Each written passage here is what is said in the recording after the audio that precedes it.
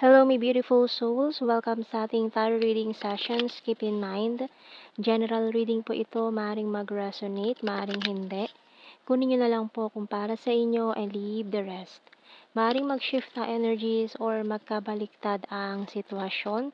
Kaya na pong bahala kung saan kayo nakalugar sa reading natin. So, let's see.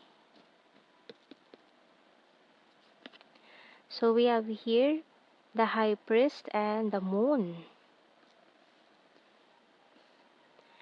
We also have here the Two of Pentacles, the Eight of Wands, the Sun, and the Six of Pentacles, Knight of Swords, and the Seven of Wands. And yung bottom card natin, Nine of Pentacles. Okay. So, kung ikaw ay parang looking for new relationship, love this, bago matapos ang 2024, lalo na sa darating na December, ayan, so may paparating. Maring dalawa ito, mag-juggling ka. Maring ang energies natin ay Pisces and Leo. Maring itong dalawang person na to na makikilala mo bago matapos ang taon during holiday season. Ayan, so maaaring humabol ka, magka-love life ngayong or ka-date. Ayan, kung hindi pa magiging kayo agad-agad, pwedeng date lang or dating, ganun, getting to know each other. So, hindi magiging malamig ang Pasko. Ayan, kasi may ka-date, ayan, 'di ba? So, dalawa ito kaso maguguluhan ka, mag-iisip-isip, magjo-juggling between two person. Ayan. So, tingnan natin anong message ng Archangels. And ang isa dito parang medyo matagal din siyang single or parehas kayo na medyo matagal ng single tapos ngayon lang ulit nakakita ng love interest. So we have here clear your space by Archangel Jophiel. Get rid of clutter, clear the energy around you, and use feng shui. So, yung mga kailangan mo nang itapon ngayon bago matapos ang taon, itapon mo na. I-clear mo na yung space mo para maganda na yung pasok ng energy. Ayan. So, para matanggal na rin yung mga negative energy na na-accumulate mo during the year. So, kuha tayo ng mga natin dito. Signs and symbol cards natin. And itong taon to, very generous ha. Marami siyang gift na ibibigay sa'yo. Ayan. Marami siyang gifts na gustong ibigay sa'yo. Lalo na ngayong Pasko. Parang i-spoil din ka pa ng taong ito ha. Tingnan natin. Masyado mapagbigay. Okay, tingnan natin. We have here coffee. Ayan, marami kayong coffee date na pagsasamahan. So, we have here mirror.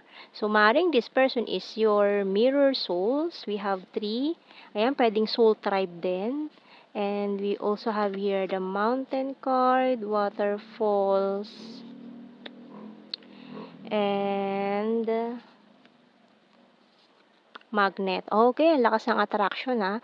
So, we have your tarot card. So, maaaring itong taong ito ay, or some of you, ayan, mga tarot readers as well, or parehas kayo na nahuhumaling din manood ng mga tarot readings.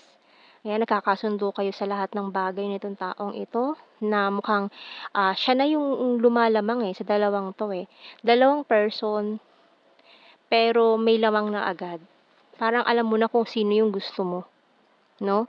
Parang siya na talaga yung nakikita mo or yung gusto mo sa dalawang person na makaka-date mo or nakaka-date mo ngayon. So, tingnan natin mga messages natin sa Tarot Messages Oracle Cards. So, we have been letting you go, walking away. So, for some of you, yung isa dito, maaaring isa na sa mga nag-let go, nag-walk away. Nag-try again this time. And I'm proud of you. We're compatible to each other. So, talagang compatible kayo nitong taong ito na nakakalagayan mo na ng loob ngayon. So, honesty is the best policy. I'm a liar. So, ingat lang dyan sa mga liars energy natin. I'm so in love with you. I want to grow old with you and can we talk? So, ang another energy nga dito is from the past. So, na makikipag-usap siya sa'yo, maring during holidays or gusto niya makipagkita, makipag-date, ganyan. Pero parang yung new person medyo lamang na eh. No? Pero syempre, depende na sa'yo kung anong magiging decision mo dito. Lalo na kung itong past person na to nag-walk away na at talagang maraming kasinungalingan na ginawa. So, being defensive, bottom card natin. So, defensive pa siya sa mga nangyari before. Ayan. So, kuha tayo ng initials.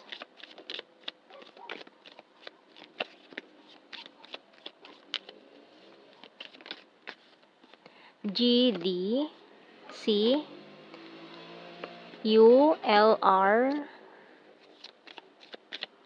Mukhang nagkaroon ng LDR for some of you. We have W, J, Y, H, X. Letter M, bottom card natin. Okay, so kuha tayo ng blue card. Regret. So, yung past person, ang daming regret. Pero mukhang happy ka na doon sa isa eh. Doon sa parang new person eh. Parang mas namang na siya eh. Parang siya na yung gusto mong bigyan ng chance this time. Kesa yung isa na nag-walk away na before, iniwan ka na, nagsinungaling pa sa'yo, na gustong bumalik this time, 'di ba? So, we have here, pero may union of hearts. Nako. Kaya may mga malilito talaga dyan. And destiny. So, maaaring isa na sa kanila your destiny. Na ito na talaga yung makakasama mo for life hanggang sa pagtanda mo. Pakakasalan, ganyan. So, tingnan natin sa ating general signs and messages.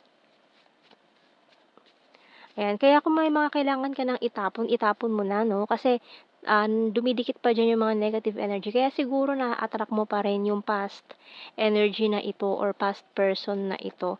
Na-attract mo pa rin siya. Ayan, maaari may mga energies pa rin siya dyan sa inyo na nandyan pa rin. No, kaya itapon mo na kung gusto mo, kung ayaw mo na talaga doon, itapon mo na yung mga kailangan mong itapon para na-attract mo yung talagang destined na para sa'yo, okay? So, tingnan natin.